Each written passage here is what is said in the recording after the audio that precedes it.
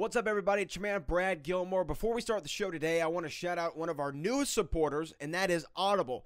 Audible.com is home of hundreds of thousands. I'm not even joking. Hundreds of thousands of audiobooks, and they want to offer a special trial for you, the listeners of the Schmoedown Rundown. So it'll be a 30-day free trial. You get to download one audiobook that you get to keep forever. So whether you cancel it before the 30 days are up, or if you want to keep the service, it doesn't matter. You get to keep that audiobook forever. And when you get that audiobook and you sign up with audibletrial.com/schmoedown, that's audibletrial.com/schmoedown, what that'll do is that will help us here at the Schmoedown Rundown. It'll put a little extra dinero in our pockets, but we'll use the money for good and not evil. We'll try to do more things like the Rundown Schmoedown. Maybe we need a rematch between me and Paul Wolf. Maybe me and Aaron Turner need to break that tie. Maybe Frank Janisch needs another opportunity to impress. You can do that, and you can help us out with all kinds of production costs. We got to look out for our man, Chris Clark. So if you go to audibletrial.com/schmoedown right now, you will help us out. And look, I'm not just talking just to talk. I'm a user. Look at this. I am a user of Audible. There's Audible. This is some of the books that I'm reading right now. Here are the last 4 books. All right, I finished Crichton. I'm reading We Don't Need Roads, The Making of Back to the Future. No surprise there. Seinfeldia, How a Show About Nothing Became the Biggest Show on Earth by Jennifer Armstrong. Catch Me If You Can by William Abagnale, which I think is a top 3 Spielberg movie. And I'm reading the book. And then The Disaster Artist by Greg Cisnero. So that's what I'm doing right now. That's what I'm reading right now. That's what you're hearing right now when I'm driving around the beautiful state of Texas. So go to audibletrial.com/schmoedown, audibletrial.com/schmoedown. Sign up for free today. Helps you, helps us, helps the world. Let's do it. Now let's start the show.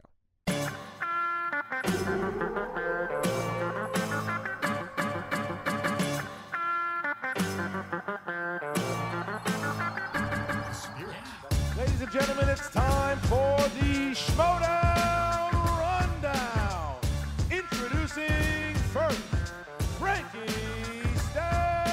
Janisch, and the host of the Schmoedown Rundown, Brad Gilmore.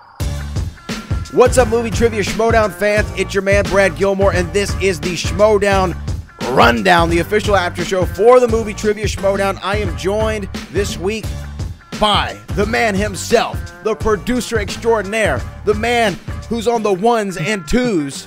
His name is Chris Clark. Chris, how you doing? I'm doing fantastic, Brad. This was a very, very packed week for Schmoedown, for Bibbiani fans, for anybody. This was just fun for all of us. I can't wait to discuss. Let's rock this sucker. It's going to be great. Let's do it, Chris Clark. You know, Yep. I guess let's not bury the lead, right? Let's not bury the lead here, because there was a lot of things that happened in the world of the Movie Trivia Schmoedown this week, but I think the one that happened that had the biggest effect on me, and maybe the biggest effect on you, and Frank Janisch, who will join us here in a little bit, was the first ever, the inaugural Rundown Schmoedown. Yep. That went on May the 2nd, this week on the SK Plus channel and the Collider Factory feed. Let's talk about it here just for a moment. For the people who didn't see it, if you haven't seen the Rundown Schmoedown yet, spoiler alert, because we're about to get into it a little bit. I want to first say here on this show that Rundown Schmoedown would not have come off as great as it did, in my opinion, because I thought it was pretty fun. I thought it was a great time. It would not have come off as well as it did if it was not for Chris Clark. Oh. And I got to give you your props, because not only have you elevated the Schmoedown Rundown, I mean, you made a Schmoedown. I mean, that's what that was. That was as close to a real Collider Schmoedown as humanly possible, and we did it over Skype, no less. And you figured out how to. And here's the thing, guys. Chris didn't just. And I'm going to give you your props here, because you didn't just edit the thing and make the graphics. I mean, you helped plan it. You helped get Bibbiani as the co-host. You had Kristen doing the post-match interviews. You had Jeremy writing the questions. You had all these people together. Evan doing the tail of the tape. Tail of the tape. you had all these people that you reached out to and you organized it and you got it all together. You came up with the rules and how it was going to run, and you had an actual rundown for the Rundown Schmoedown, and we were filming different segments. So I got to give Chris so much credit for pulling that thing off, because it was a massive undertaking that took you quite a while, I know, to get down the way you wanted it to do it. But man, hats off to you. It was great. Thanks, Brad. That entire show, I'm actually really, really proud of. I mean, if we do a second Rundown Schmoedown, I think objectively there are a couple kinks we can kind of fix. I feel like the third round, I feel like was a little bit anticlimactic. Yeah. That's fair enough. We could figure that out when we do a second one. But yeah, it was really fun. I'm glad that Bibbs was able to host for us. You did a fantastic job. You exceeded almost everybody's expectations. It was fantastic.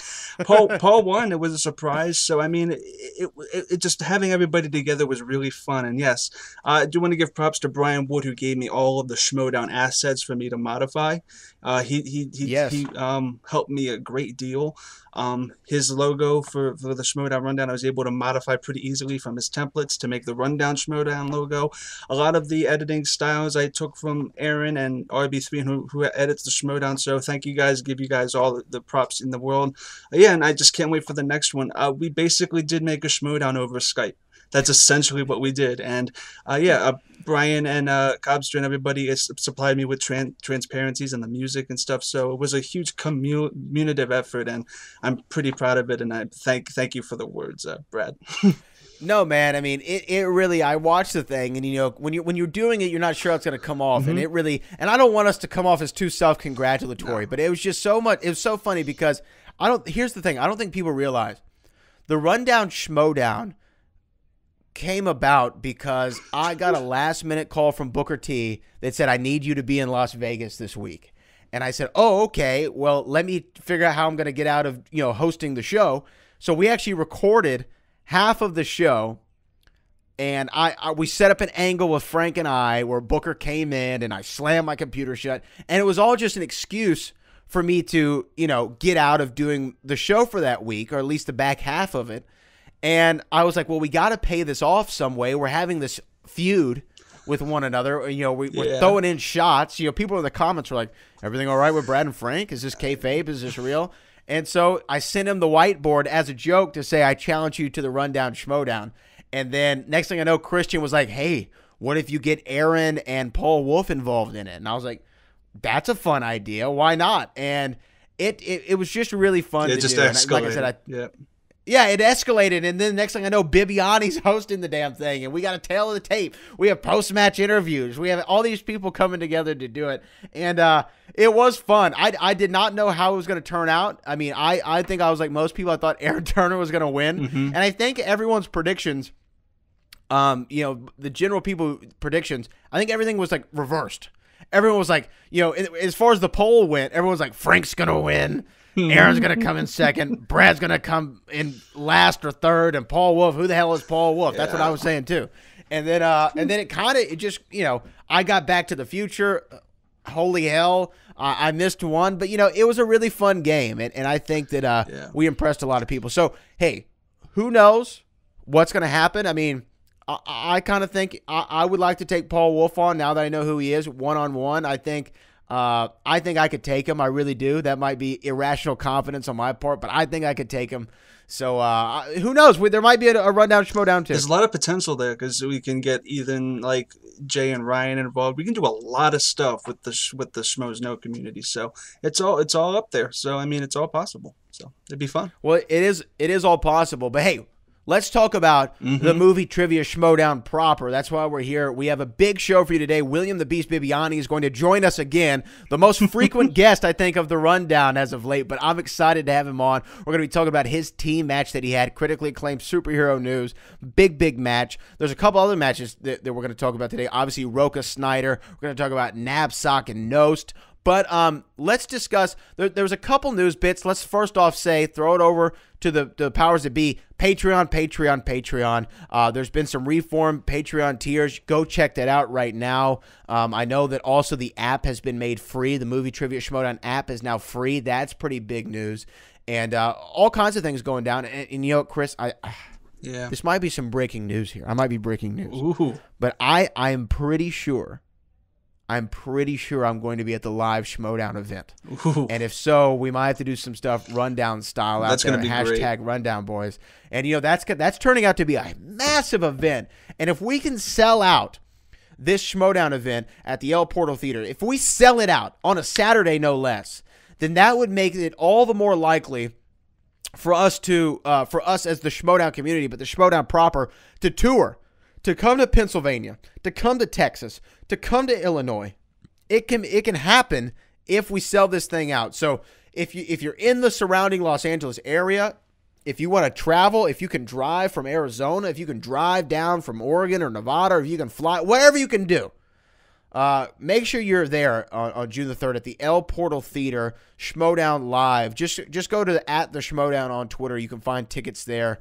Or Chris, you'll maybe throw up a link here. I'll put up a graphic or two. Put up a graphic or two. Let people know where they can get it, because this is going to be a fun event. I know that you were there for Free for All, Chris. Mm-hmm. I don't know. You're planning on going for the Collision, but maybe not for the live event. Yeah, I'm planning for Collision. The live event I would love to make if I could, but I don't know if it's realistically possible. But I'm excited for you, Brad. That from what I've seen and from what people have said and what they've experienced from that, the amount of adrenaline and amount of atmosphere that's in that room is just going to be so great to ascertain. And the fact of the matter is, you have Action vs. Shire Wolves, which are crowd pleasers, and you have and you have a Star Wars match, which if you I've seen the footage from Celebration from last year. Oh my God! If it put that in the El Portal Theater, you have one of the best nights ever. So I'm really excited for you, and for the people who are going to experience it. Yeah. I think people are going to have fun. Like I said, I'm 71% sure I'm going to be there. 71? I was at 70 yesterday. Now I'm at 71. So I think we're going to pull this off. But, yeah, definitely go over there and do it like it's supposed to be done. Make them pay, my son. Make them say, Daddy, I don't want none. I've had enough. I know also there, Chris Clark, though, there's been some news about Hector Navarro. Yes. Hector Navarro's match has been announced. Is that not right? Yeah, Hector Navarro versus Adam Havlik, who both of them are former teammates of the original version of Superhero News. They are going to be part of this thing that Christian announced, where he's going to have 5 singles matches, and the winner of each of those singles matches are going to be in a 5-way at the Collision, I think he was saying. You could correct me if I'm wrong, but I think that's what's happening. So one of the matches has been announced as Hector versus Adam, and I think that's going to be fantastic, because after Adam's match, he made sly remarks to Hector, and he's not really happy with how Hector has been behaving and how he's not his partner anymore. And I feel like it's just going to be great for the Smack Talk, because we haven't seen Hector in a while either, and it'd be nice to see him again. And Adam, he came in second in his 5-way with Donica, so I think he has what it takes. So it's going to be great to see both of those guys. Yeah, I think it's going to be great. You know, Hector Navarro, hell of a competitor, former champ there in the Inner Geekdom League, so it should be fun had by all. Speaking of fun, though, Chris Clark, we need to catch up with our third compatriot here. We need to find Frank Janisch, and we need to get William Bibbiani on the line, and we need to talk about this team match between Superhero News and Critically Acclaimed, and we need to do it right now. Well, joining us right now on the show is a man of a very interesting week. A lot of things happened in the career of the Beast this week, and we're excited to have him back on the show. William the Beast Bibbiani joins us right now. Bibbs, how you doing, man? I am adequate. Thank you, everybody, for having me back on the show. Frankie, you're the stats guy. How am I doing on most guest appearances on the Schmoedown Rundown? Am I coming close to the record? You are pretty close to the top. I want to say something around like 7 appearances. I think that's pretty close. I mean, I think you might be tied with Roca, or this appearance might surpass. You have to go back and double check my numbers. Yeah. Okay, let me know, because I would like to get all the records, even if I can't get all the belts. That'd be great. One thing that you are the inaugural, the first ever host of the Rundown Schmoedown, which took place this week. Someone who still remains anonymous won that match, but it was a fun time had by all. What did you think of the inaugural Rundown Schmoedown? I had a lot of fun. I think you guys came up with a fun format, a good way to do it when we don't have a lot of the stuff we have on the Schmoedown, like the wheel. You know, it wasn't the closest match I've ever seen or been a part of. Telling me. Yeah. But all y'all were great, and it was a good time. A good time was had by all, and thank you for letting me be a part of it. So that was really, really cool. No, it was definitely our pleasure, our honor to have the beast, the man himself. You had, I would like to say, one of the more interesting weeks in Schmoedown history this week.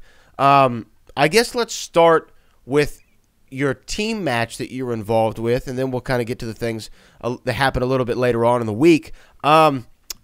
Critically Acclaimed. You came out here, you went head-to-head with Superhero News. Frank, when was the last time we saw Critically Acclaimed?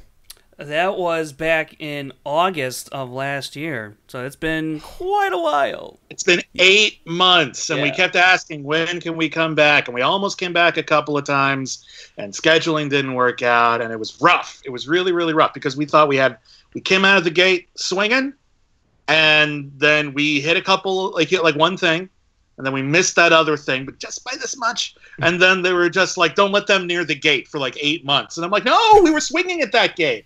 And yeah, no, it's good to be back. I think hopefully we proved that we were not a fluke. And I think even if you look at our second match, which we lost to Late to the Party, that was an incredibly high scoring match. That was not we didn't get our butts handed to us. So it's good to be back. It's good to be back making an impression again, because I really do believe that me and Whitney together have the potential to be pretty unstoppable. I would agree, except, God damn those Late to the Party people. And the worst part was they're so rude. They just show up late. Yeah, they were late. God, man. The disrespect through us, I think. It was really so disrespectful. I mean, God. Frank, when we talk about Critically Acclaimed, one of the great debuts, I think, in team history.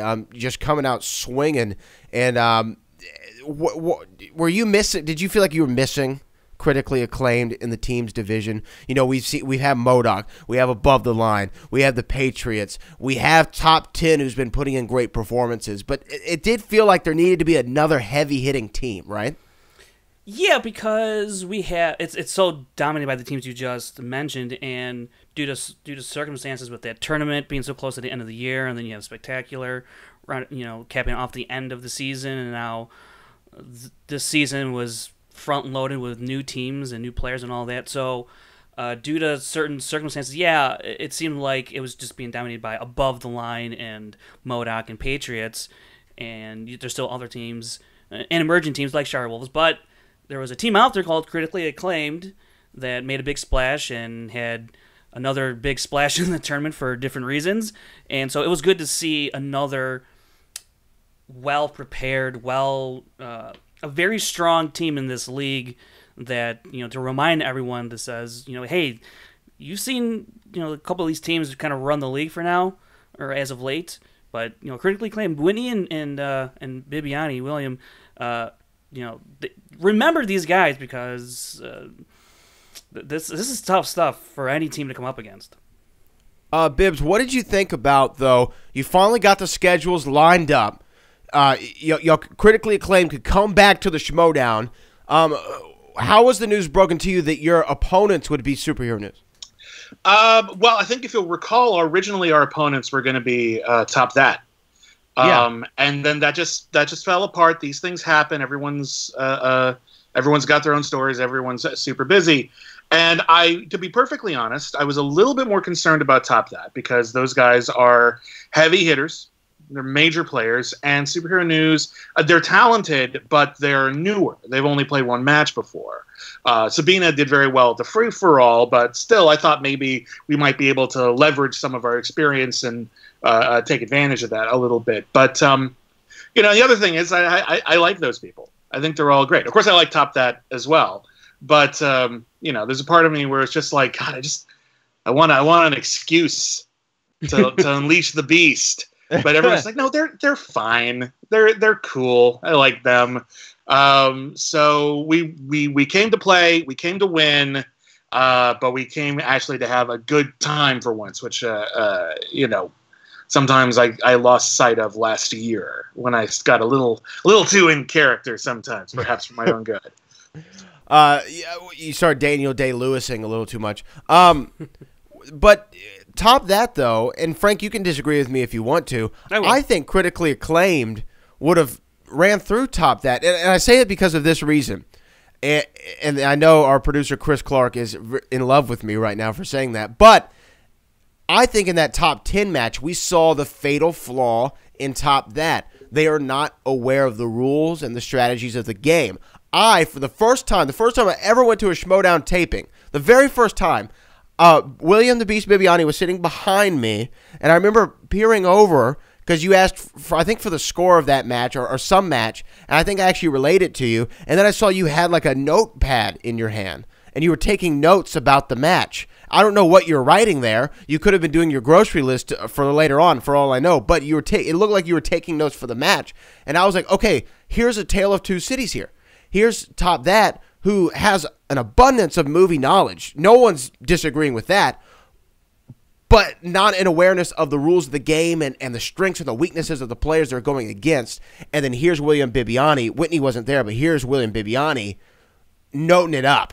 I mean, notating it like, you were taking Lon Harris's class, And I think I just, in that respect, I think it would have been a great match, but I would have gone with Critically Acclaimed over top that. Well, I appreciate that, but, I think they're formidable competitors. Regardless, it all depends on how the wheel can favor you sometimes. So I wouldn't write them off. That's the reason why I take all those notes, is so that I can be prepared and so I can sort of have an awareness of what's in store for me. And, no matter how many notes you take, you can be aware of every single weakness someone else has. You don't get spinner's choice or opponent's choice. It might not come up. Like, it might not even be relevant. So it can just boil down to is the Schmoedown is a game of skill because you have to have the knowledge, but on some level it is also somewhat a game of chance because you never know what you're going to get asked. And it could be anything. So, yeah, listen, at some point we may take on top that. I like to think we'll be able to defeat them, but I was a little bit going, hey. So I'm glad it worked out the way it worked out from a competition perspective, obviously. Now, Frank, superhero news. We saw them earlier this season. It was that was an interesting match. I think their debut match was interesting. They showed a definite strength in the competition. They had a good base of movie knowledge. Their opponents, I think, were a little bit, maybe below them in skill level, but it was still a fun match. What did you think, Frank, overall? What do you think of superhero news and their chances going into a match with Critically Acclaimed? I thought they had as much a chance as we thought Late to the Party had against Critically Acclaimed. With Robert and Vanessa, we know them previously. Robert's, especially from their first match, ran the table, was one of the first people to go perfect with the bonus. And watching superhero news in that first round in their first match, especially, you usually can gauge a team or a player by how well they answer these, in Schmoedown terms, basic questions, if you will. Yeah. And I think, they scored 11 in that first match, 5 for Sabina, 6 for Sean, and that's where you kind of want to be at as a rookie team at the very least. To show that you're going to have that, to show that you can put up a fight when you get to some bigger matches. And I thought Critically Acclaimed is a great opportunity for them, and they felt the same way as we saw in their promos. And coming off of their free-for-all performances, Sabina went 3 rounds, Sean went 6, he was the first player out. So, I had no doubt that the first round was going to be a very good round from them, if not a close round between both teams. And I think that's what we got here. And so I was excited to see now their strategy come into play. How well do they know the game? What kind of decisions would they make in the second round? How would they, figure out how to navigate a third round? So I think we got some answers with that. But I was very excited to see them because they're a team that I'm very interested to see more of. There's something there, and I think they can surprise some people along the way here this season. Yeah, there's definitely something more there that I think that I saw it. I think I actually said on this show, I was like, hey, these are the first times out, but there's something about this team that I actually really like. Beast, though, to go back to getting ready for the match, did you watch any game tape? I know we're talking about taking notes. Did you watch their previous match? I know you saw it prior to. Did you go back and look at anything? I did go back and look at their previous match, and of course I played right next to Sabina that whole time, and she did very respectably throughout the free-for-all. But that original match, I saw a team that had a really good general all-around knowledge, and that's the sort of thing that can actually be really dangerous in the Schmoedown. You look at some people who claim they have a certain expertise, and maybe they do, but then you find out that, oh, wait, Sam Levine isn't that great at animation, even though he's great at a lot of other things. So these folks, they have a really good general overview, and that really could have favored them. And I think you look at the first round, it was close. It was not like we didn't have a suicide lead in front of them. And then the second round, we got a wheel slice that favored us because we're big Tim Burton fans. They got a wheel slice that really wasn't entirely in their favor, although they did respectably in some regards. And then, listen, I will never begrudge anyone bad luck in a third round. Like, I will never. I have no right whatsoever over not getting it the third round. Like, because the third round is, you have to know the movies, you have to know them real, real well. You have to have seen those movies, and sometimes you get into a thing where, like, oh, I'll take that category, and then the next person gets the question that you knew and they didn't, and you're just like, no, how could we have known this would happen? So honestly, like, I think this easily could have gone the other way. It didn't, and for the sake of our record and the critically acclaimed pride, I'm glad it didn't. But I think we had a big amount of points on that board, and I think we just made it a little too difficult to catch up. No, you definitely got a great lead. Let's talk real quick before we jump in the match, because I want to talk about the match right now. But you're always a man of entrances. You always like the entrance. The team entrances. How do you go about planning the team entrance?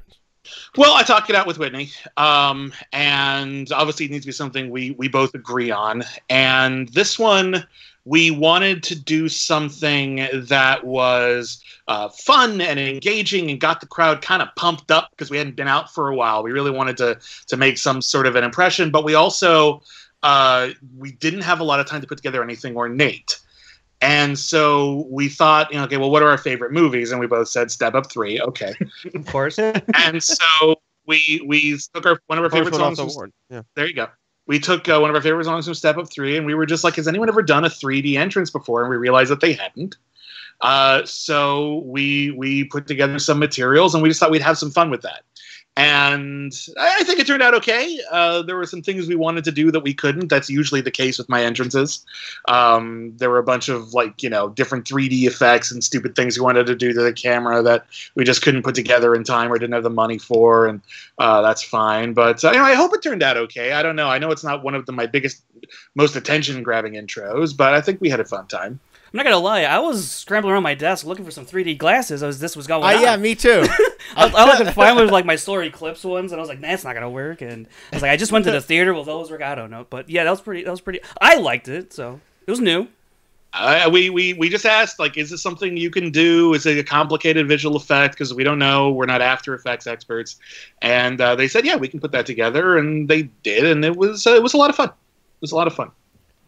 Frank, break down for me round number 1. No. The score. Thank you. Okay, never mind. Screw you. What were the stats? Give me the stats for round number 1, because we know what critically acclaimed can do, especially when they're on and popping. If I may say that, when they're on and popping. So thank you. So tell us what were the stats going into round number 1? Well, or after round number 1. Critically Acclaimed had more points than Superior News. Let's go on. Okay, so, all right. The first question in the round, Action Adventure, everyone missed it, and that deprived William of getting a perfect round here because he answered the other 7 correct. Whitney with 6, William, like I said, with 7. And then Sabina, I was actually surprised she had 4 here in the round, but Sean, he had 6, which is still a good number to have in the first round. So it was 13 to 10. That's a pretty high scoring round for a first round. I always think if you want to be a competent team, you should at least be hitting double digits when you come out of the first round if you want to be a competent team in the league. And Critically Acclaimed, well above that with 13, and Superhero News showing up with 10, just a point less than from their debut round 1 against Box Office Breakdown. So I thought, even though Sabina didn't have the greatest of first rounds, it was still a good round from Superhero News as well as Critically Acclaimed. I can explain what happened with that first question. Sure. Yes, Larry Kasdan. Let's talk about old Larry C. Okay, Big Lair. It's Larry K, but okay. Yeah. Yeah, Larry K. I'm sorry. I've interviewed Lawrence Kasdan, and he was great. Here's what happened with that. We were all taken back by that because I ask you this. I want you to think about this. When was the last time we had a screenwriter question at the Schmoedown? Yeah, well, that threw me Almost off never. originally. Yeah. We were just really surprised by it, and I just pulled the first name I could remember. And to our credit, everyone else picked George Lucas, and I picked Philip Kaufman. They all have story by credits. Now, that's not good enough to challenge, but I think it proves that we weren't way off base. Like, it didn't like we didn't know nothing. It's just we were surprised that they pulled out a screenwriting question, which they really haven't done much before. And if this is where Skaliski is going, we all need to make sure that we're paying attention. Now, I know my screenwriters, and I think if I had been a little bit more prepared and aware that that was going to be on the, a potential question, I would have got that because it's Lawrence Kasdan. But we were all just a little bit like, are we doing this? What's going on? Oh my God, are they going to ask who the editor was next? What's going on? So we pay attention to precedent, and sometimes something comes out of left field and surprises us. Yeah, I don't recall any screenwriter question. There has prior been to. one. I just can't pull off the top of my head, but Well, there has been one or two. There has been one or two, yeah. There's a lot of writer-director questions. That's true. As well. In fact, the next question after that was who wrote and starred in the Muppet movie, or the Muppets. And so it's been done, but just pure screenwriter, really quite uncommon. It took us all aback. I think everyone at the table was just like, wow, okay, screenwriters now. Okay, we all have to pay attention. So hopefully future Schmoedowners will not be blindsided by that. You know what? Also, like when you think of Indiana Jones and you start thinking about just all the things that go into it, the 3 names that come up, Harrison Ford, Steven Spielberg, George Lucas, Lawrence Kasdan's really never discussed when you're talking about Indiana Jones. Not to say that he hasn't been mentioned, but he's just not one of those names that when you hear Indiana Jones, you don't pop to Lawrence Kasdan. When you hear Star Wars, you pop to Lawrence Kasdan. It's just kind of one of those name association things, and that was almost throwing you off there too. You know what I mean? Yeah, no, and listen, Indiana Jones is a child of many, fathers, because it's mostly men who make those movies. But, and it just boils down to sometimes you get a question and you have too much information. Like, again, I pulled the story by Philip Kaufman. Like, that's not the screenwriter. I knew too many names, and I couldn't pull the right one in time. So it's just I was surprised by the question, picked the wrong answer, bada bang. I screwed up. I'm bummed out. I wanted to get a perfect round again.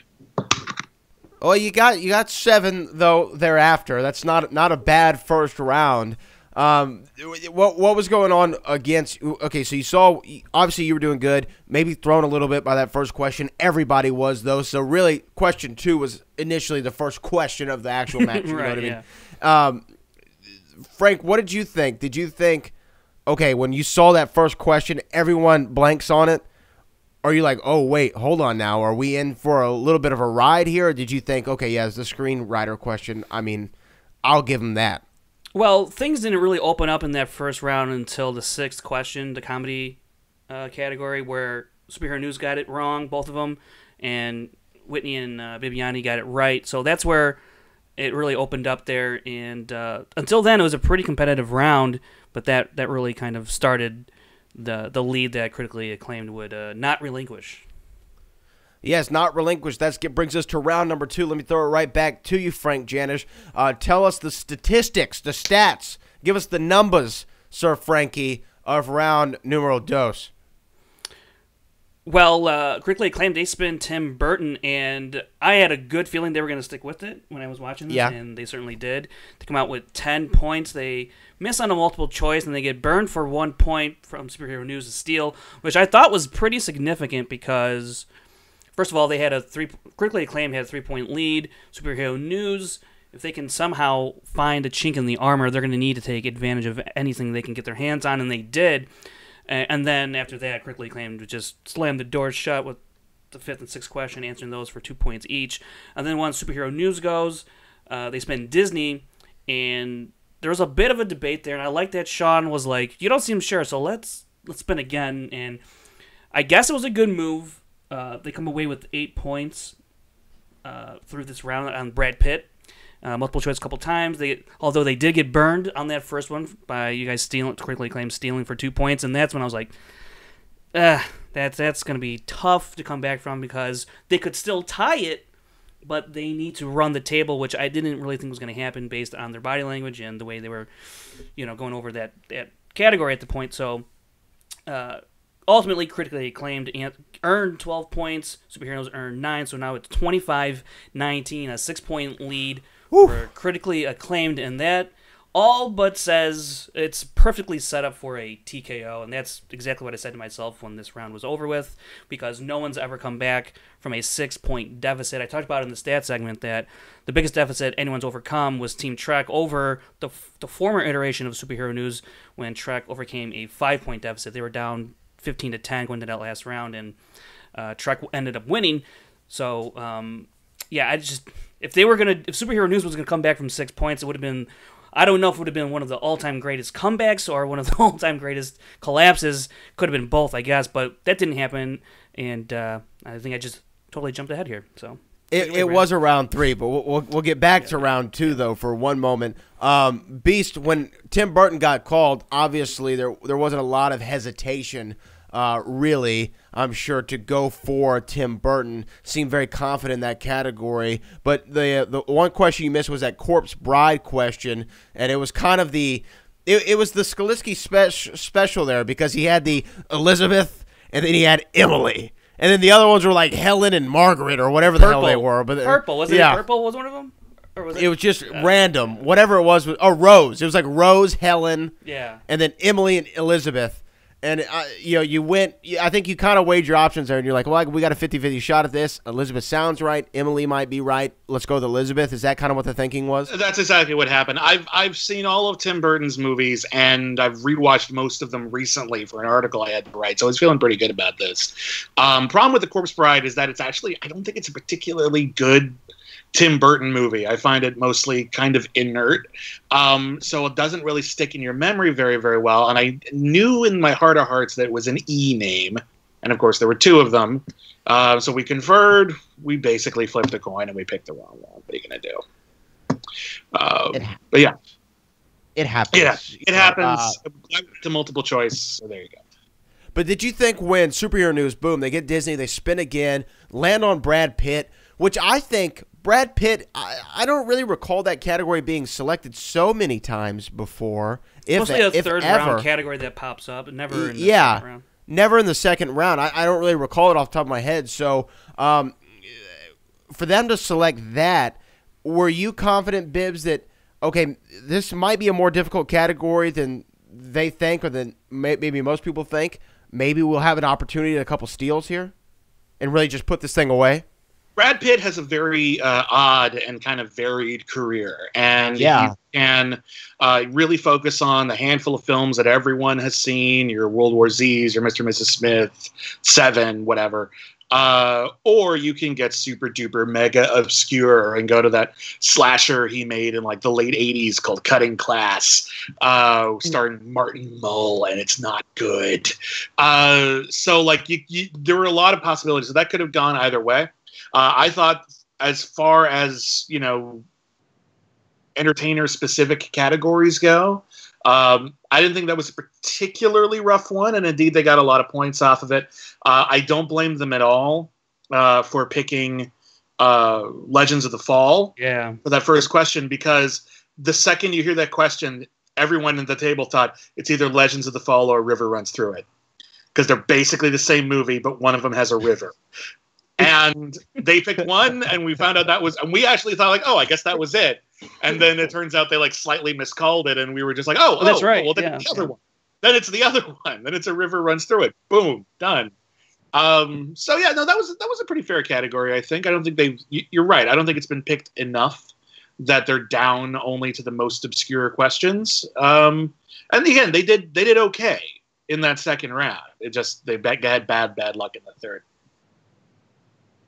Yeah, well, not only did they have bad luck in the third, though, but if you go back to the second, I think as soon as they let that steal go, it was a wrap. I mean, it's just you not only did you get the point back that you lost to them from the steal and the Tim Burton question, now you're up an additional point, and it just widened that gap for them. And, had they gone perfect in the round, had they answered, and no multiple choice, I would have said, oh, I mean, I don't know what the math would have been, All but I'm bets are pretty off sure. at that point. Yeah, but I'm pretty sure it would have worked out to like, oh man, it's round 3. It's anyone's game. Yeah. No offense, but Bibbiani's in the round 3. I don't know what's gonna happen. But he only gets one question. He only gets one question.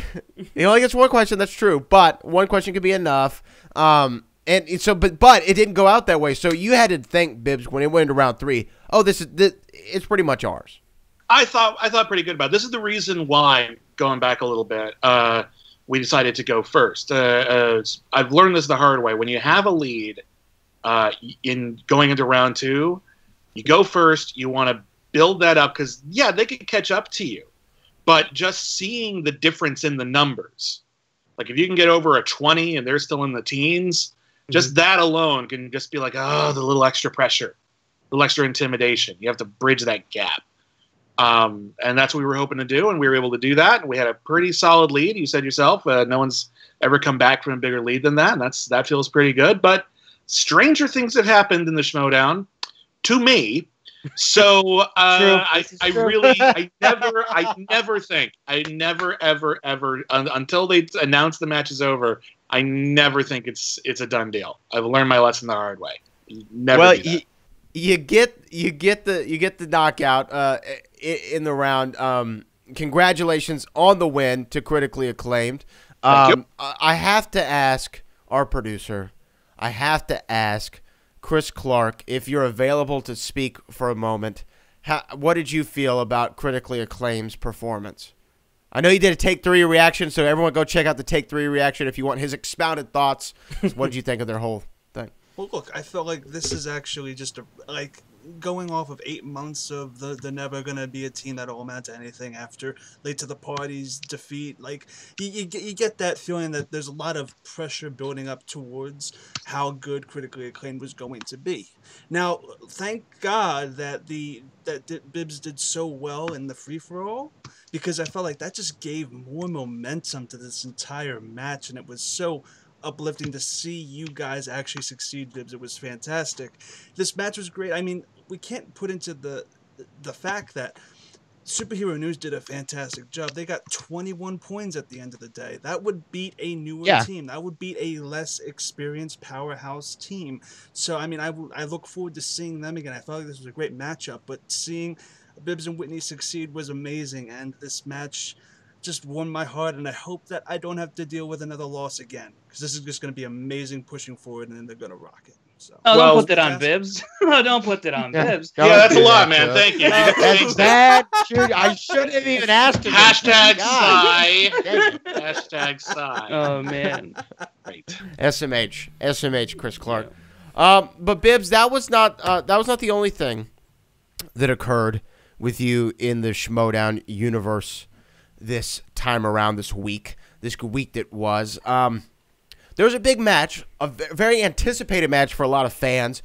We'd see the Outlaw John Roca going against an arch rival, a nemesis, if you will, in Jeff Sneider. I don't think that, we're going to get into this match more, Frank, obviously, but I don't think there's been, sometimes in wrestling, you wonder, do these two guys hate each other? Like, do they really hate each other, or is this an act? Because I kind of think they hate each other. And I'm not saying Roca and Sneider hate each other. But, if someone were going Christmas shopping for the other, I'd be rather surprised. Let's just put it that way.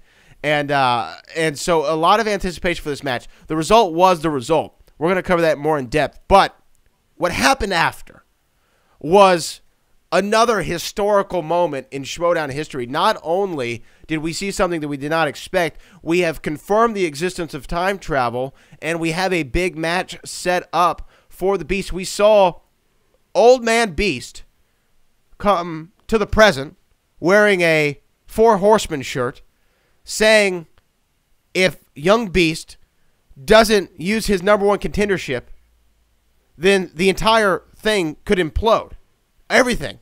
So Old Man Beast challenged Young Man Sneider, present day Sneider, to a match for Young Man Beast, present day Beast, for #1 contendership to save the Schmoedown.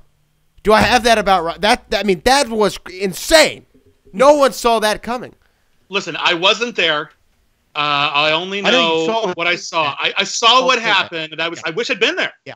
Like, can you imagine, like, how cool that would have been to see the future version of myself? That would have caused a paradox. I mean, apparently, things did not go well in this horrific timeline in which Sneider, had his #1 contender spot against someone else. Apparently the Four Horsemen got back together. Can you imagine? What a nightmare! Oh my God! And I have a sword, and I've never used a sword in my life. It's crazy, and I went gray in that really cool way, like right along the temples, like Mr. Fantastic. I don't know. It was nuts. So listen, I'm glad that future isn't happening. I'm glad that everyone. Honestly, it's a kind of an ego boost to think that, like, after everyone else in the Schmoedown dies, I'm the last one left. Like, it was kind of an ego boost. I felt like a badass for the first time in my life. But the important thing is that whether I like it or not, now I have to face Sneider, and apparently, if we don't save the Schmoedown, we don't save the future. So that's a lot of pressure on me to try to, rescue the future of the Schmoedown from whatever the hell, I guess, Finstock was planning. I don't know. Future me was really vague about that, and that was not good. Future you needs to learn to finish sentences. Listen, he was being blinked out of existence. It looked painful. Like, I'm glad I don't have to go through that. It just sounds awful. So listen, we all just have to keep our eyes open and keep an eye on Finstock, because who knows what this monster is capable of. I just need a Forrest Whitaker. Just save the Schmoedown, save the future. That's all I need. That's all. That's save the Schmoedown. Listen, put that on a shirt. Save the Schmoedown, save the future. We're done. Oh yeah, there we go. There you go. Hashtag it. Yeah, listen. I guess what it boils down to is I gotta face Sneider, and I gotta beat him. For the sake of us all, and so I'll try. Won't that be fun? God, it's all this pressure that I gave to myself. Thanks, future me. God, I think it's be a great. It's like match. You were handed the sports almanac, and now you know it's. Yeah. Unfortunately, future me doesn't get to do it because he'd actually know the questions that were going to be asked. Damn it. That is true. Yeah, Thinking future me. Maybe we can get him on as a guest. I don't know. Maybe we can. Well, if only if that timeline comes back. Hopefully not. That sounds awful. Sounds a little horrendous. Sounds a little horrendous there. But, well, we know that you have an impending match that the future of the planet and the future of the Schmoedown depends on you coming out victorious. You versus the Sneider, Jeff Sneider of the Patriots. So hopefully you pull it out, and a good luck to you on that match, Beast. We hope you can do it. We hope you can do it. So do I. For the good of us all. Save the Schmoedown. Save the future. Save the Schmoedown. Save the future. Thank you for coming on and breaking down your match with us. Tell the people everything that's new and critically acclaimed. Cancel too soon. What can we expect in the coming weeks? Okay, so Critically Acclaimed is going apace. We have new movie reviews every single week. We're doing our double features of one of the worst movies ever made and one of the best movies ever made, colliding them together. This week we're going to be talking about Hudson Hawk, and we have not decided as of this recording what the double feature is going to be yet, but it should be a doozy. Whitney is working on that right now. In addition to that, Cancel Too Soon is gearing up for our third year of shows and were canceled after one season or less. We're about to do our Cancel Too Soon awards for all of the crazy, weird shows we discovered over the last year. We just debuted a whole bunch of pilot episodes for bonus podcasts, which will be exclusive to our Patreon subscribers. So if you want to contribute to that show, give us more opportunities to discover unusual programs in TV history, you can go to patreon.com/cancel too soon. I'm on Twitter at William Bibbiani.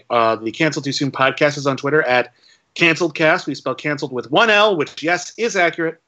And, and then you can see my writing on IGN and The Wrap on a regular basis.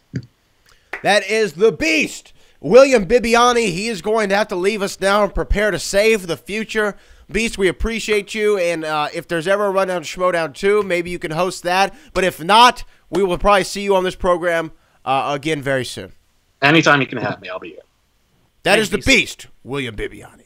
Thank you. Well, that was William the Beast Bibbiani. Definitely, we talked a little bit about what happens in that Roca Sneider match we'll get to in a moment here. Always great to have the Beast on. But, you know, we didn't discuss one thing with Bibbiani, and that was Critically Acclaimed is now managerless. And I think that there'd be no better authority on this than Chris Clark. Chris, what do you feel about the situation? Ricky is no more. Well, look, Ricky has kind of been, I will admit this, I felt Ricky was kind of an odd fit for them, just as a faction in general, and he hasn't really been present this entire season. So yeah, because I was curious what happened with the Growling Commandos. This is the first match where that faction has been mentioned since Spectacular. So seeing that, I wasn't surprised. I would like to think if I was in the area, I wish I could have swooped in and gotten that manager spot. I would love it. Yes, I would love it. I would love to be their manager. That would be awesome. But again, I'm like thousands of miles away. But I'm very interested to see who they get, because if you know me, my obviously go-to is why don't they get Robert Meyer Burnett to be their manager? And then Makes the faction sense. is again perfect for me. But you know what? That's a selfish reason. I don't know if they even need a manager. Like the Bibbs and Whitney, they could join with who they challenged MODOK. They could make that a faction of like the Super Critics, League of Super Critics, bring Alonzo Duralde in there, do something. You never know. So there's a lot of potential for this. And if Bibbs wins his #1 contenders match, which we're going to talk about, there's just so much opportunity here. And it's sad we lost Ricky, but where Bibbs' story was going, he wasn't fitting into that mold. And so I can see why the storyteller in me can see how he had to leave for this to progress. So all of it's just interesting, and I can't wait to see how it turns out. Yeah, you know, I don't think Bibbiani and Whitney really need a manager. Yeah. I don't think that, you know, Bibbs is such a force. You know, he's such a character. I mean, he's such a force that I think he kind of carries the team. You know, I mean, you know, and obviously Whitney's great as well. I mean, I'm not taking anything away from Whitney. I'm more familiar with Bibbs on a personal level, and I just see how, you know, how much energy he has and how much of a charisma he's got. And you know, typically when you have a manager, sometimes I may be thinking about it in the wrestling world, but, you know, a lot of times the guys who have managers or the girls who have managers are people who do not have that inherent charisma, so they have other people to bring it out of them. And it's a little bit different in the Schmoedown for sure, but I just think Bibbs and Whitney are such a force. But if they were to have a manager, I don't mind Robert Meyer Burnett. I don't mind Chris Clark. Who knows? I mean, we still don't know who the two left in the Four Horsemen is. I mean, what a massive thing that would be, right? Yeah, I'm just spitballing here. You could see them being part of the Four Horsemen, but then that leads on to what Bibbs's thing was, where he was like, he's in the future and there's a new horseman and they rejoined. It could be hinting at that. You never know. But I like what you said about how a manager can't like talk for somebody with more charisma than they have. I love Ricky, but Bibbs has more charisma than Ricky does on the mic. You look at Tom Dagnino and stuff. When Tom was talking for Robert Meyer Burnett, it was odd because Rob is great on the mic.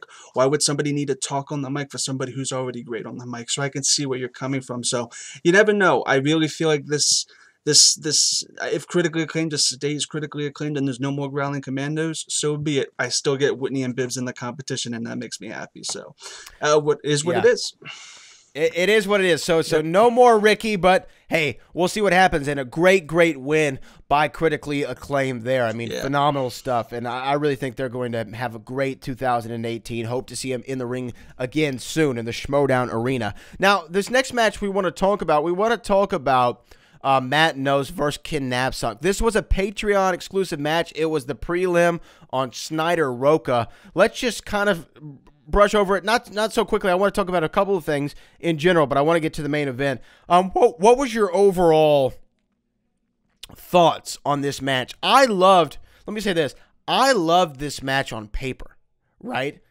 I thought that Napzok versus Matt Knost was a really interesting matchup. And a lot of the times when we talk about, if we were to talk about UFC or we're talking about WWE, there's a term out there in combat sports that styles makes fights, right? And I thought that this was a really interesting pairing of styles. We've seen Matt Knost, what he can do, especially in the team arena with John Roca. When I go back to that Roca Knost versus Top That match where they almost got Matt Knost got almost every single question correctly, I think, besides one. I think it was that Bonnie and Clyde question. Might have been another one, but he was on fire in that match. So we know how great he is. And then Napzok, I think he speaks for himself. He is an institution in the movie trivia Schmoedown, especially that the greatest match of all time is still Whitwer Napzok for that Star Wars Iron Man, championship match. It's still the best match in Schmoedown history. So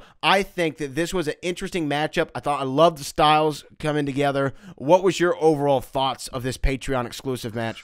Well, it was really, really fitting, especially how they actually combined this match with what we're going to talk about next, because it's basically Lions Den versus Top 10 in like a separated form. There was a lot of potential for this match, and I think it exceeded it in a lot of many ways. Even the theatrics, like the patrons were I'm not going to spoil it, because if you're a Patreon subscriber, you were given the opportunity to see a cutscene with Rachel Cushing and Andrew Guy. That was cute. And then when it went into the actual match itself, I felt like these two guys didn't have a lot of history. They really didn't have a lot of history in the Schmoedown, but I felt like even with that, the way that they talked to each other, they were professional about it, and they made the match engaging. The ending of the match was only a 3-point game between the two of them, so I mean they were down to the wire in round 3, so it was a fair match. It was a great lineup.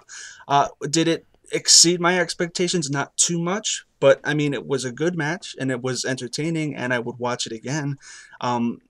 Yeah, so I mean Ken did a good job. Matt showed his stuff, so all in all, we got a good fight. Now let's talk real quick. Yeah. Round number 2. Napzok got 90s movies, I believe. Yeah. An interesting choice by him. He's more of, he's a little bit of an elder statesman, if you will. 90s would have been my bread and butter. And then Knost got spun what? Scarlett Johansson twice, I think. Scarlett Johansson twice. Yes, that's right. It was like meant to be. And that's ScarJo. We talked about it in the superhero news versus Critically Acclaimed match, getting Brad Pitt, for superhero news. And then we go back to having Scarlett Johansson. A lot of these actors, when you get an actor category, a singular actor, not famous actors and actresses, but when you get, something like Brad Pitt or something like Scarlett Johansson, you might think, hey, yeah, this might be okay or this might be awful. And then you get the category, and Knost did okay at it. I mean, I think as well as, you could expect. And Knost pulled out the victory in singles competition. And by the way, I want to say this: I want to see more Matt Knost in singles competition. Yeah. I think that he could be something, man. He really could be something. He could be something. Like you're looking at his record, he could be a good force against somebody like Stacey Howard, who I think is 3-2, and he's in 3-1. Correct me if I'm wrong with that, but I think they're both very. The stat man isn't here. I know. Statman had to go off to La La Land. He has one job now. But look, one job to do, and he effed it up. But I think from memory that would be a good matchup for Matt to go further. I don't know anybody else who's in that range off the top of my head.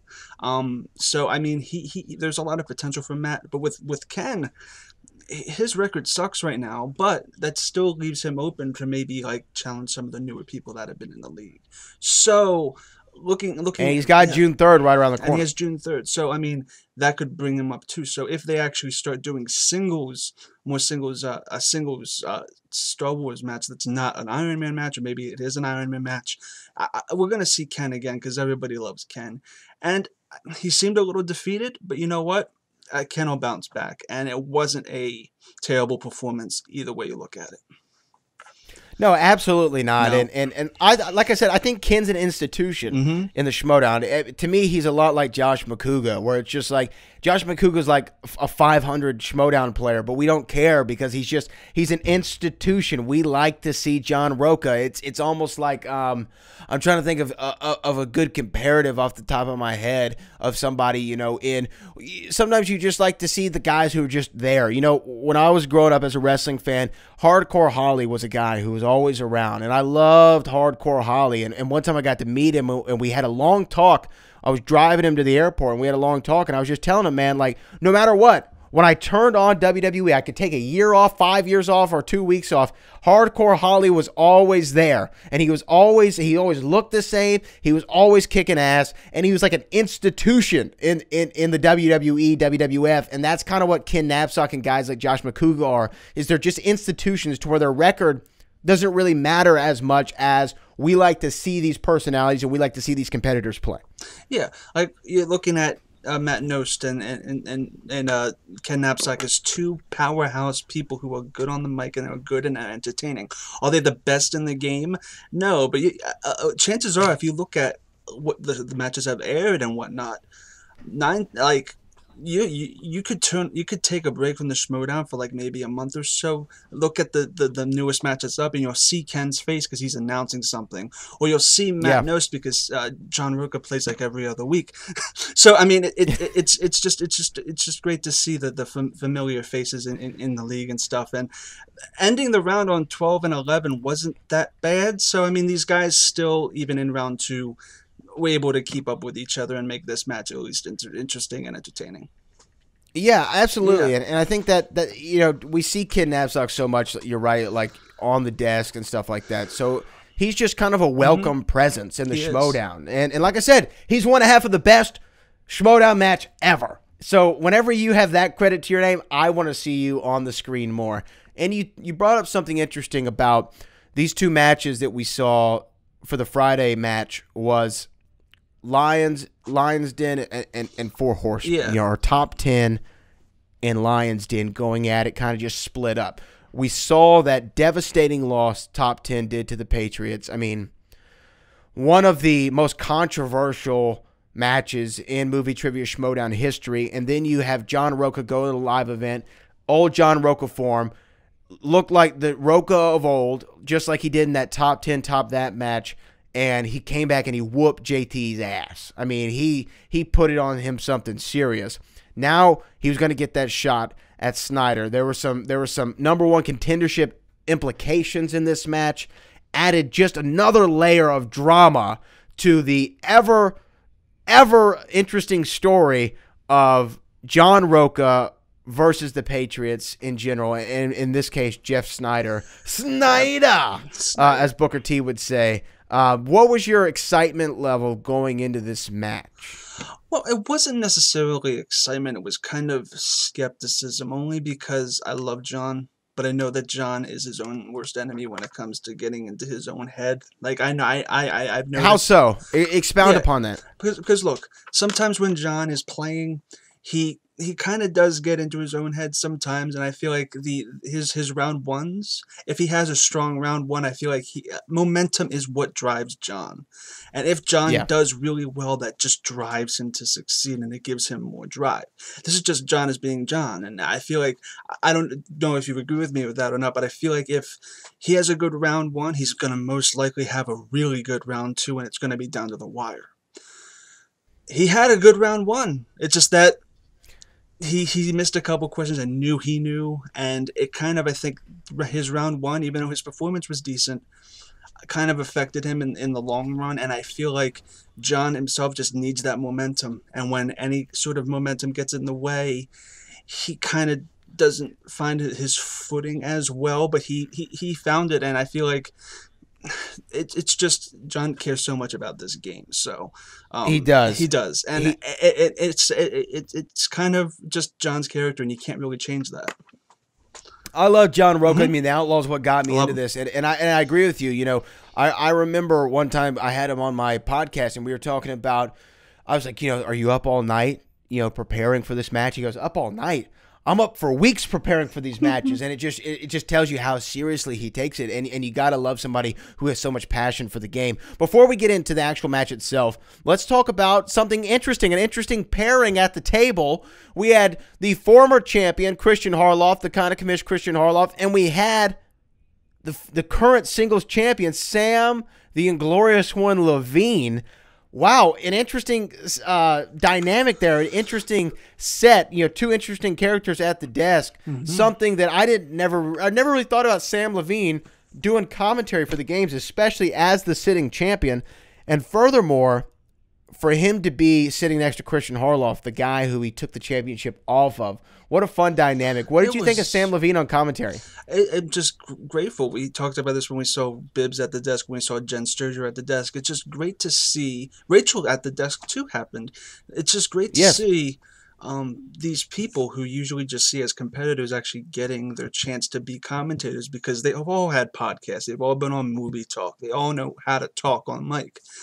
And it shows, and it really was fantastic. I felt like Sam fit right in, and Sam is just a ball of joy. And I know that Rundown Boys with a Z, Mr. Linus Babcock loves this. Linus, you get your shout out. That's amazing, dude. I'm happy for you for Sam being included. So it's just great. It was great to see Sam, because he's a great guy. I love Sam to death. Me and him have a good relationship. He's just a great person, and seeing him more is just more the merrier. More Sam. Woo.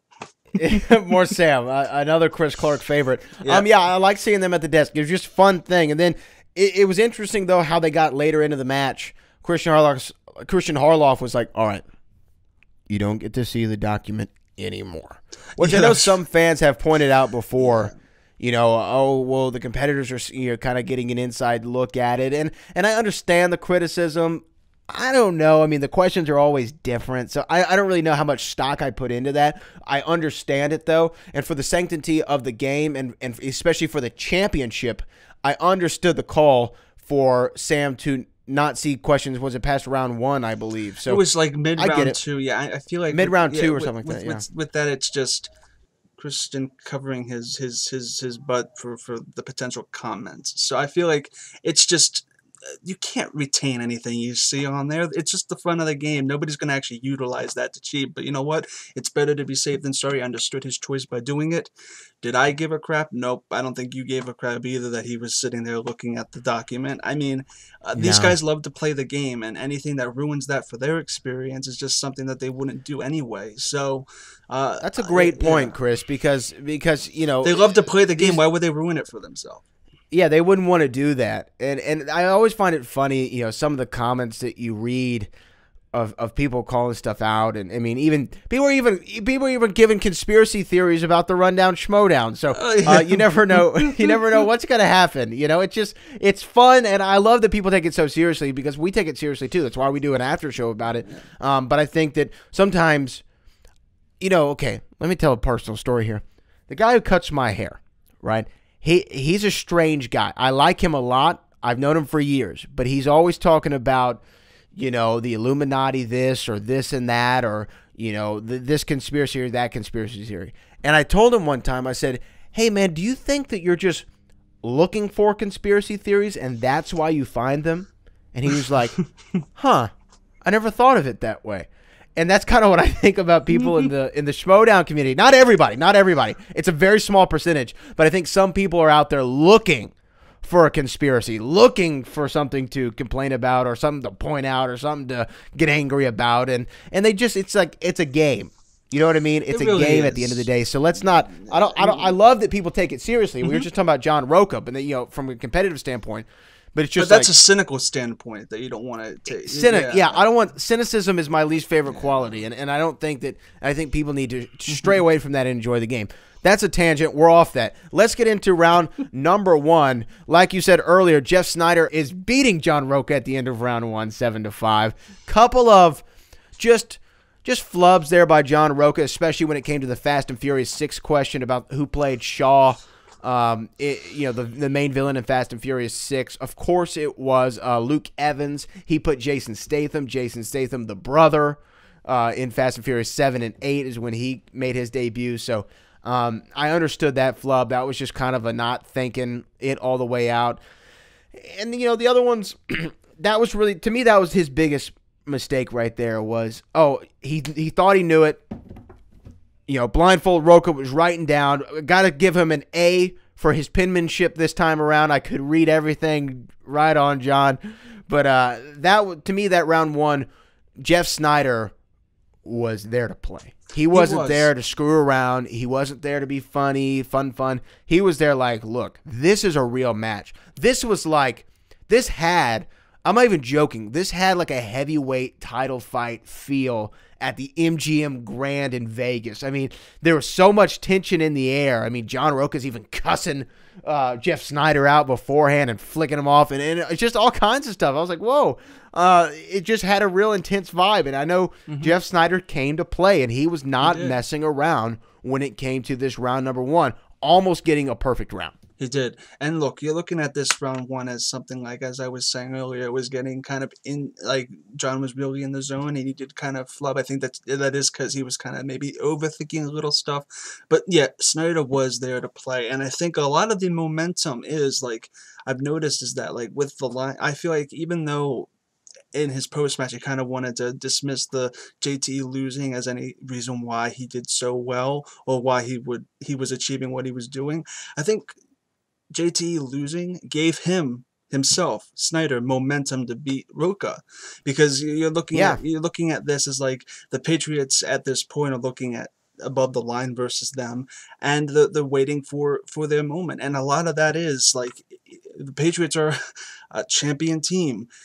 At this point in time, Sneider was looking at above the line being defending their belt. So a lot of what Jeff had in his own mind was probably a lot of momentum to keep his kind of dignity and his own respect, because he's already a proven champion. So all he had to do was make sure that he didn't lose any of that value to the actual audience.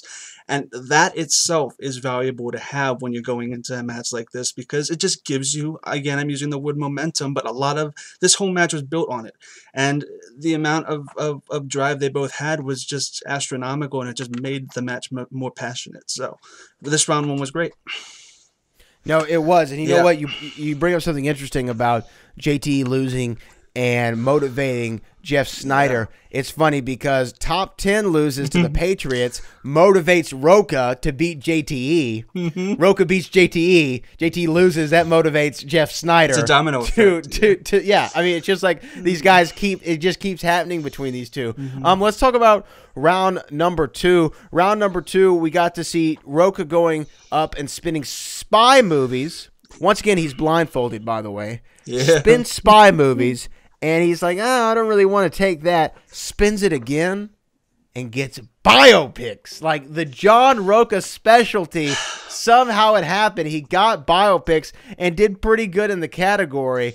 What was your reaction when you saw John Roca getting biopics again? Well, I mean, he shouldn't have had biopics to begin with earlier in the season had IGN done the homework. So it was great to see. It was great to see I'm actually legitimately getting this with Mama Luck. And you know what? I was happy for John. I was rooting for John the entire time. And I think this brought in some more fire in him than the round 1 did. Because, look, John probably to himself figured that he didn't do that great in round 1 compared to Jeff. That is objectively true. Him getting his own category, it was just good for John and his mindset, because if you make John happy during a match, he's a force to be reckoned with, and a happy John is a dangerous John. So yeah, you can put that on a T-shirt, because John, if he gets what John he wants, Roca is a dangerous John Roca. Just in general. So I wasn't surprised he did well in the slightest. I'm just concerned about when he rolls biopics for a 400th time, how deep those cuts are going to be from Chris, and how hard those questions will be in the future when he probably inevitably does get it again. So this was a good round for biopics. I hope it's not the last good round for biopics, because I don't know how deep those questions are going to get now, since I think it's one of the most occurring categories in a team match with John. So more power to him for that, but John rocked it.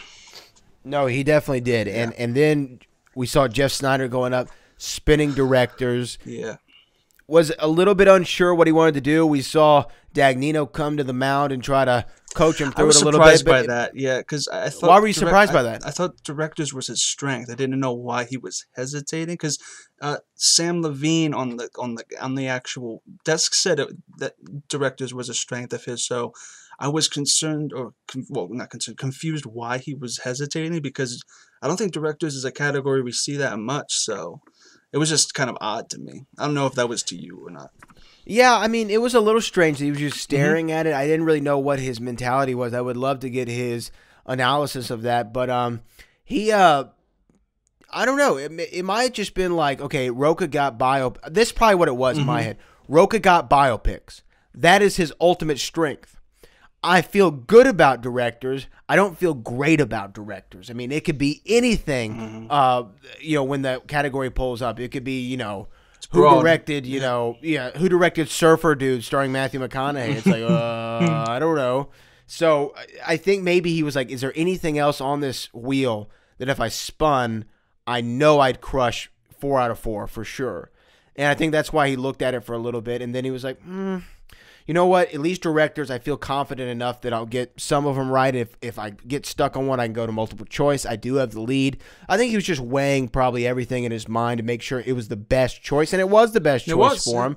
And like I said, he came out 13-12, still beating Roca, even though by 1 point only, but still getting John Roca there by just a little bit going into round number 3. Yeah, he was really focused in round 2. Like, he stared off, and when he was saying his answers, he said it in a very kind of monotone voice, like, I'm thinking about this, I got it, move on. So I never saw Jeff that focused in a long time during this is the most focused I think he's ever been in a match, because we saw even in the above the line Patriots match, it was a lot of JTE, in that match. And then when you go even to top 10 versus the Patriots, it was more top 10 just dropping the ball than it was either of the Patriots just dominating them too much. You know what I mean? It was just, we saw how that match ended. It was a mistake by a top 10. So going into this, I think this is the most focused he's been in quite a little bit. And I love to see it, because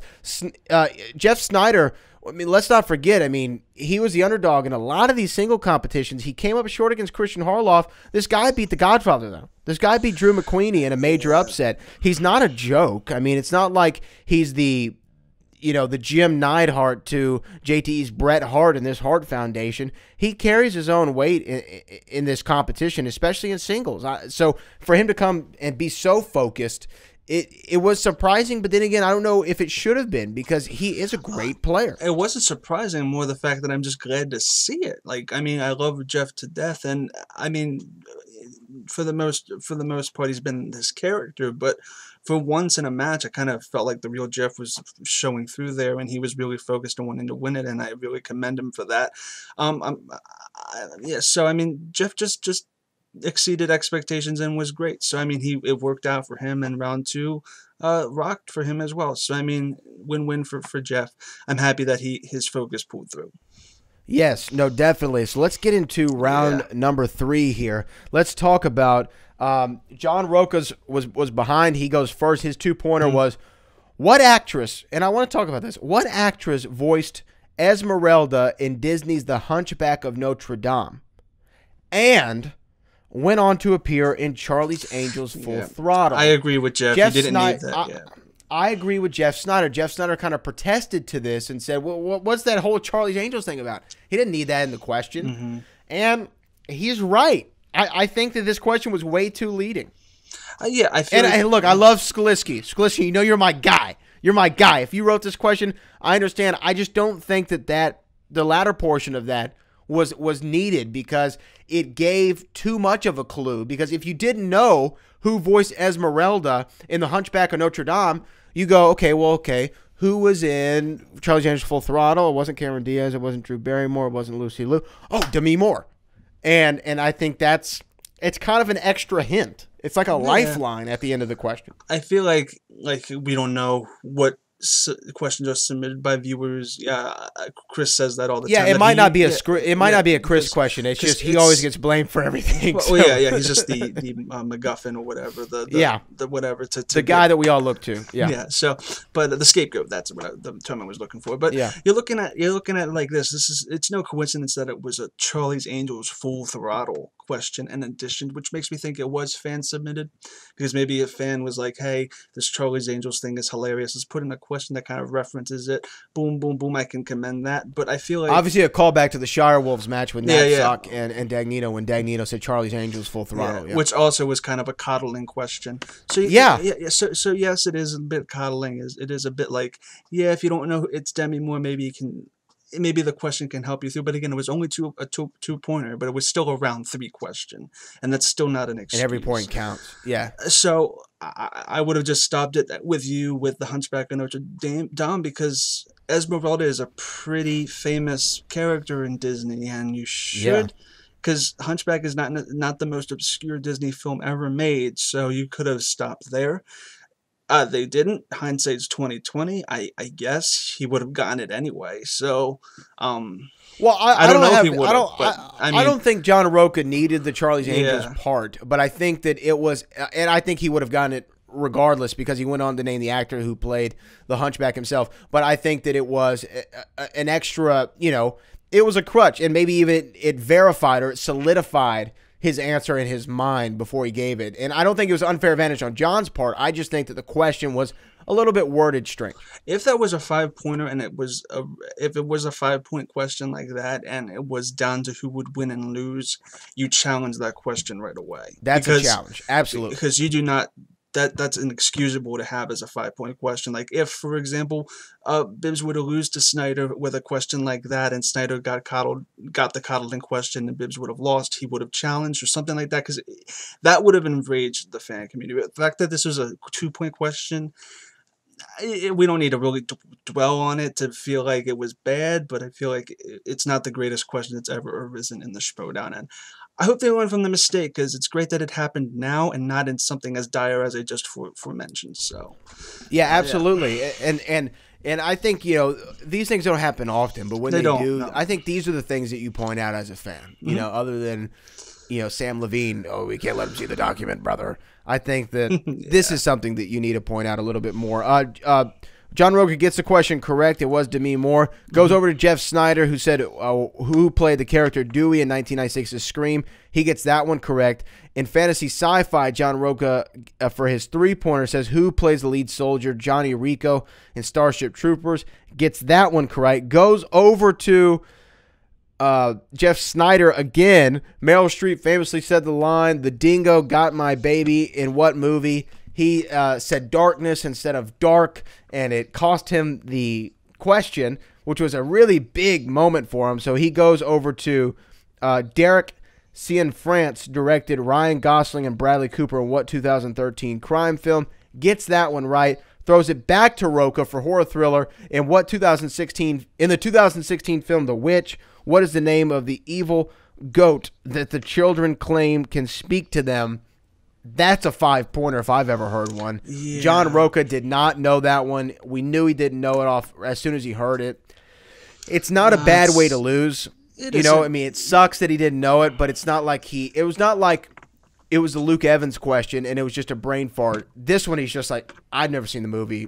I'm sorry. You have to look at it like, it went down to the last question, so John shouldn't be ashamed of his performance whatsoever. It's just the fact of the matter is, if Jeff said dark instead of darkness, how that would have changed, as I was saying, the momentum of the actual match. Because had he gotten that, who knows what... I know this sounds weird, but what if, even if somebody gets a question wrong or right, how that affects how the other player plays. So, you never know if maybe John could have pulled that out had Jeff gotten another question correct or something just because of the mentality and the moment. So it is what it is. It happened the way it did. It was still a solid third round, and it's the most that you could ask for. It wasn't a TKO or a KO. So, yeah, I'm proud with how John did. I know that on a Take 3 reaction, Kristen, who's a huge Roca fan and huge Knost fan, huge top 10 fan, knew that question, and it's heartbreaking when you see that happen to your favorite people. But you know what? John will be back. That's the end. He'll be back. I'm not worried about John Roca. I still think John Roca holds some sort of gold in the Schmoedown by the end of 2018. That's my bold prediction. We already covered what occurred in the post-match a little bit there with William Bibbiani. We're going to see how that plays out with Sneider and William the Beast Bibbiani. That's going to be a lot of fun. I want to throw to a couple of fan tweets we threw out on @SchmoedownRD. We just wanted one or two fan tweets to see what was your reaction to the John Roca versus Jeff Sneider match. Let me just read two real quick here. First off, @Disney Marvel fan said, great match between the two competitors. Roca played a hell of a game. Sneider did great. I want more of Sam Levine at the table. And I love Bibbs' post-match interview. I wonder if the #1 contenders match at Collision would be a triple threat. That's obviously talking about winner of Lon versus Harris, or winner of Lon versus Irwin. Drew McQueenie also gets Jeff Sneider now, we know, guaranteed. Maybe it's Godfather, Sneider, and Bibbiani, #1 contenders match, Collision. That would be crazy. What do you think, Chris Clark? Oh, I really hope it's at Collision, because if I'm going, that would be fantastic. I would love to see that. Winky, sneer, sneer. But in all actuality, I do like the idea of a three-way. Like, I can see that happening with Bibbs, and I feel like the third person is probably in the cold open. You saw Thad talking with Drew about taking on the winner of Lon versus Irwin, and also the whole thing about with Jeff Sneider now, we know, and Roca match, yeah. Roca. So you have, that's Lon Harris, Ethan Irwin, Drew McQueenie, Jeff Sneider, and John Roca, all candidates for being that third person. John just lost. I don't think he can do it. I don't know about the Ethan Irwin and Lon match. That doesn't do until next week. McQueenie's a possibility, and you can also have Jeff Sneider being a possibility. But yeah, well, Jeff Snyder's part of the three-way. Duh. There's a bunch of potential for this, and I feel like it's just storytelling in the making. I don't know. I love the three-way contender match at Collision. That'd be amazing. I'd love the Collision to just be Sneider versus Bibbiani too. That would be amazing. You never know. So whatever Christian decides, I trust him. But the three-way isn't a bad idea, but I wouldn't be opposed to just being Jeff and Bibbs going at it at Collision. So either way, I wouldn't mind that either. I wouldn't mind that either. Let's read one more, and this is actually from Chris Clark's favorite person in the world. @William Bibbiani says, #save the Schmoedown, #save the future. Yeah, Bibbs is fantastic. I think if you add on the Rundown Schmoedown, which we'll probably consider a rundown episode, I think he has the most appearances on the show. He's got to have it, at least in the time I've been there. In the time I've been on the show and you've been a part of it, he has to be the most tenured guest on the Schmoedown. And he is always invited. He knows that. Always. Open invitation to Bibbs. Open invitation to Bibbs. Well, that was the week that was. We're seeing some big matches next week. Kingsman versus the Wildberries, correct? Yes, Kingsman versus the Wildberries. And on May 11th is what we were foretold, Lon Harris versus Ethan Irwin, yes. So, big matches next week here on the Movie Trivia Schmoedown. Well, hey guys, that was our episode this week. Make sure you follow us at SchmoedownRD or at Schmoedown Rundown on Instagram. Support our audibletrial.com/Schmoedown. Chris Clark, what are your plugs? You can find me on Twitter and Instagram at ChrisClark8788. Those numbers mean nothing. You can find me on YouTube at Take 3 Productions, where I host a podcast, Suddenly Soundtracks, where I go through a movie musical song by song and judge a movie solely based on the soundtrack that it provides. I will eventually be getting Brad on. We will be doing Walk the Line at some point. It's just that we've both been busy mofos at the moment. But make sure to check out our Schmoedown Reactors Summit, featuring Sabina Graves, Whitney Seibold, Matt Knost, and John Roca. Yes, you can also make sure to check out the Rundown Schmoedown if you haven't. It's a great match. Hopefully we'll do more special events pending any objections. I don't think there has been so far, so hopefully we'll do it again at some point. And yeah, keep rocking. This was a great episode, Brad. This was a lot of fun. You can find me on all social media at Brad Gilmore. Check out Heated Conversations and The Brad Gilmore Show on iTunes. And we're going to be back next week. Frank Janisch will be back in the building. Chris Clark will be back in the building. I will be back in the building. You never know what special guest we will get. Who knows? We'll find out next week here on the Schmoedown Rundown, brother.